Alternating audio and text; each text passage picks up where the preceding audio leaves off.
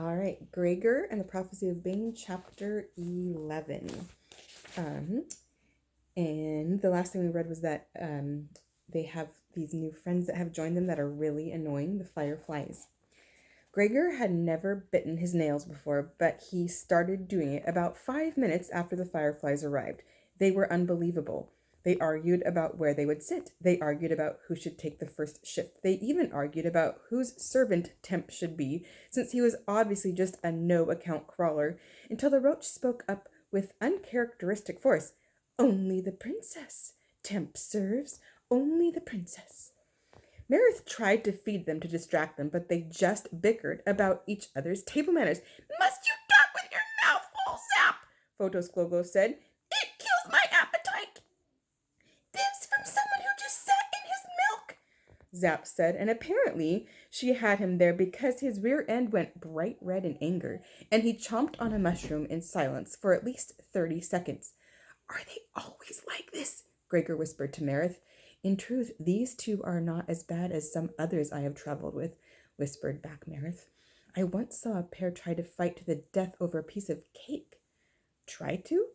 Said Gregor. They're not very capable fighters, and they tire quickly, so they ended up accusing each other of cheating and giving up. Then they sulked for several days, said Meredith. Do we really need them? Asked Gregor. Unfortunately, yes, said Meredith. Even Boots, who had stationed herself on the floor of the boat to roll a ball around with Temp, seemed aggravated by the newcomers. Fofo, too loud, she said, tugging on one of his wings. Shh, Fofo! Fofo, I am he called Photos Glow and will answer to no other name, said Photos Glow. She's just a little kid. She can't say Photos Glow, said Gregor. Well, then I cannot understand her, said the firefly. Allow me to translate, Twitch-Tip said, not even bothering to move. She said, if you don't stop your incessant babble, the big rat sitting in the boat next to you will rip your head off. The silence that followed was blissful. Gregor felt positively friendly toward Twitch-Tip and decided he wouldn't mind riding in her boat after all. They were far out into the waterway now. The torches had been extinguished when the shiners arrived, and the firefly's glow was illuminated the immediate area. Gregor snapped on his best flashlight for a minute and shone it around. All signs of land had vanished. There were waves, too, now, and even a decent breeze. Meredith and Howard ran silken sails up the masts and were preoccupied with steering the two vessels. Their bats settled comfortably together and dozed off. Gregor noticed that Ares didn't join them. On the first quest, all the bats had gathered in a clump to sleep together after flights, but maybe Ares wasn't welcome now. Hey, Ares, do you know how long it will take to get to the labyrinth in this boat? Asked Gregor.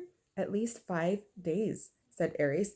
If we flew, we could make it in less time, but it is believed that very few bats could make the journey. No one has ever tried. I bet you could make it, said Gregor. He meant it too. Henry hadn't chosen Ares just because he was a troublemaker. The bat was also impressively strong and swift. I have thought that I might try it someday to see if I could accomplish it, admitted Ares. Like Lindbergh, he's the first guy who flew across the Atlantic Ocean by himself, said Gregor. He had wings? Asked Ares. Well, mechanical ones. He was a person. He had a plane. That's the machine that flies. Now people fly across the ocean all the time in great big planes, but not when Lindbergh was flying, said Gregor. He is famous in the overland? Asked Ares. Yeah, I mean he was. He's dead now, but he was real famous. People were mad at him too, because of something about a war. Gregor said, unsure about that part. There was a sad thing too about a baby, but he couldn't remember that exactly either. Gregor picked up the scroll with the prophecy of Bane and opened it. Die the baby, die his heart. He let the scroll snap shut. He looked at Boots, who was quietly singing, row, row, row your boat, while she drummed on Temp's shell. She was so perfect, somehow in the way little kids are perfect, so innocent. How did anyone think they were going to solve anything by killing her? And yet, at this moment, Gregor knew squads of rats were scouring the underland to do just that. Can rats swim? Gregor asked, peering out into the water. Yes, but not as far out as we are. The rats cannot reach her here, Ares said, following his thoughts. But eventually they would have to land, and there would be the bane. Have you ever killed a rat? Asked Gregor. Not alone. Together with Henry. Yes, I flew while he held the sword, said Ares.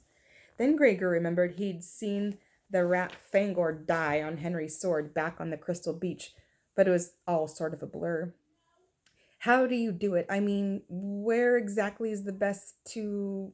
Where do you stab it? The words felt strange in his mouth. The neck is vulnerable, the heart, but one must get past the ribs, through the eye to the brain. Under the foreleg is a vein that bleeds greatly. If you strike at the belly, you may not kill instantly, but the rat will likely die within days from infection, said Ares. I see, said Gregor, but he didn't. That is, he couldn't really see himself doing it, killing the giant white rat. The whole thing was surreal. Is it okay if I'm riding you, or do I have to be on the ground? Asked Gregor. I will be there, if at all possible, said Ares. Thanks, said Gregor. Sorry I got you into this mess. You also freed me from one, said Ares, and they left it at that. Meredith called a dinner break and passed around food. The fireflies ate with gusto, even though they had just been fed. After everyone had eaten, Meredith lowered the sails in his boat and hooked the front of the craft to the back of Howard's with a tow rope. Howard and I will take turns sailing the lead boat while the rest sleep. But we need someone on guard and one shiner on duty at all times. Zap will take the first shift, said Photos Glow Glow. My light requires more energy. It's a lie, howled Zap. I can only make one color, but the effort is the same. He only says this so that he will be given more food and less work.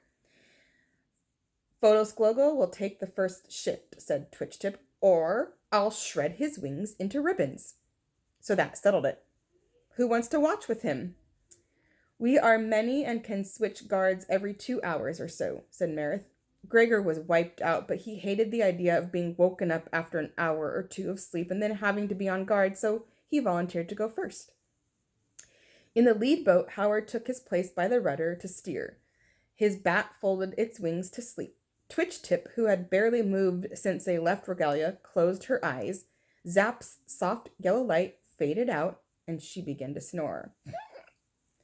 Gregor took off Boots's life jacket, wrapped her snugly in a blanket, and settled her down next to Temp in the stern of the boat. Ares perched next to them. Meredith stretched out on the floor, with Andromeda nearby. Photos Glow Glow turned his bulb to a steady orange light and lit on the bow, a few feet in front of Meredith, illuminating the space between the boats. Gregor sat on a pile of supplies and laid his forearm across the side of the boat. It was quiet, except for the lapping of the waves, soft breathing, and firefly snores. The rocking of the boat had a hypnotic effect. His eyes felt leaden. He had barely slept in days. The rats were after Boots. Maybe he could just rest his head on his shoulder. He had to kill Ripred. No, the Bane. He had to kill the Bane. How many nights had he been down here? He had to kill somebody.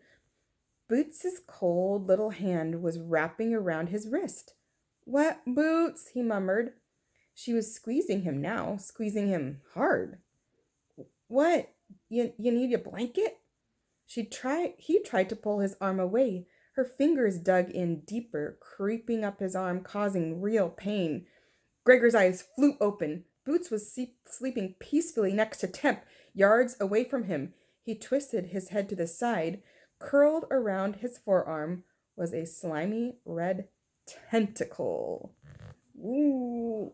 And of course, that's the end of the chapter.